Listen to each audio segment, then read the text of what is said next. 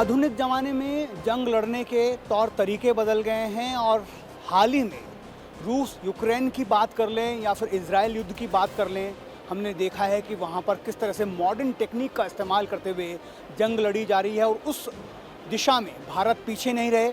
इसीलिए एचएएल ने एक शानदार मशीन बनाई है जिसे नाम दिया गया है कैट्स वॉरियर, यानी combat air team system warrior.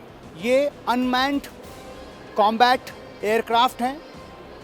इसकी सबसे बड़ी खासियत ये है कि ह्यूमन लॉस को ज़ीरो करते हुए ये कॉम्बैट में हिस्सा ले सकते हैं और जो एक कॉम्बैट एयरक्राफ्ट, जो मैन्ड कॉम्बैट एयरक्राफ्ट जो काम कर सकता है वो सारा काम ये कैट्स वॉरियर भी कर सकते हैं।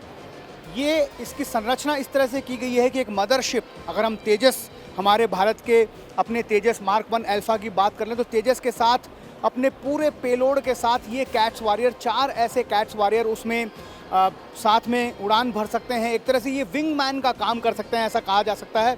ये जो कैट्स वॉरियर हैं ये पूरी की पूरी जो युद्ध प्रणाली है उसको बदल कर रख सकते हैं, क्योंकि उसके साथ जो मदरशिप में जो चीफ पायलट होते हैं वो सिर्फ एक उस मदरशिप को कमांड एंड कंट्रोल की तरह इस्तेमाल कर सकते हैं। और उसके बाद ये जो कैट्स वॉरियर जो आप मेरे पीछे देख रहे हैं, अनमैन्ड जो एयरक्राफ्ट है, ये जो है वो काम सब करेंगे जो जहाँ से चीफ टेस्ट जो पायलट हैं वो अपनी जो भी ऑर्डर्स इनको देंगे ये सारा काम एग्जीक्यूट करेंगे। चाहे वो इलेक्ट्रॉनिक वॉरफेयर की बात हो, चाहे डेकॉय बनकर मदरशिप को बचाने की बात हो, या फिर प्रिसिशन टारगेट अटैक की बात हो, ये काम वो कर सकते हैं। सर्विलेंस ये कर सकते हैं। तो ये सारे काम जो देखिए, किसी भी भारतीय सेना में ह्यूमन लाइफ जो है वो बहुत प्रीशियस कही जा सकती है। इस वजह से इस लड़ाई की इस नई तकनीक को एचएएल ने पूरी तरह से विकसित किया और ये पूरा आत्मनिर्भर भारत की पहचान है। 0 to 100 सब कुछ इसमें जो है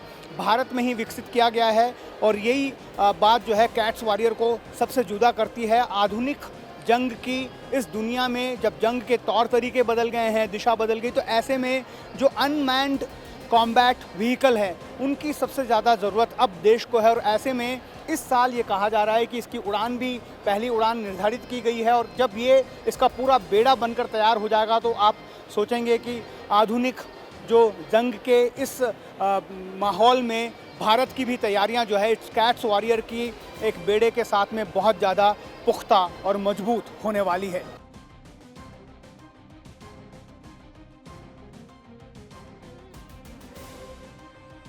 ये एक स्टिल्थ श्रेणी का ड्रोन है जिसे स्विफ्ट नाम दिया गया है।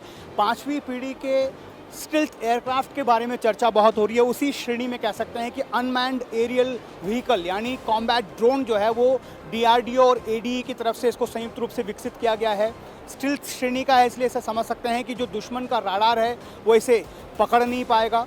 एक फिक्स्ड विंग जेट इंजन से प्रोपल्ड ये स्विफ्ट बनाया गया है, जिसे कह सकते हैं कि stealth wing flying test bed का नाम इसे दिया गया है। ये यूएवी है जो, जैसा हमने बताया, डीआरडीओ और एडीई ने इसको विकसित किया है। ये राडार से बचने में सक्षम है, उच्च गति और बेहतर प्रदर्शन के लिए इसे जाना जाता है और बिना पायलट के ये उड़ान भर सकता है और मिशन का संचालन कर सकता है। घातक यूसीएवी का जो परीक्षण मॉडल है इसे कहा जा सकता है। तो ये एक आत्मनिर्भर भारत की एक अलग पहचान के तौर पर इसे विकसित किया गया है। और जिस तरह से फ्यूचर वॉरफेयर की अगर हम बात कर लें, इलेक्ट्रॉनिक वॉरफेयर की बात कर लें, तो कम से कम ह्यूमन लॉस के साथ किस तरह से आने वाले दिनों में या भविष्य में जंग लड़ी जाएंगी, उसके लिए ये जो कॉम्बैट ड्रोन है ये एक मजबूत कड़ी साबित होगा। और इस लिहाज से डीआरडीओ और एडीई की तरफ से इस घातक के बेड़े को तैयार करने की कोशिश की जा रही है और उसका एक डाउन स्केल मॉडल इस बार एरो इंडिया 2025 में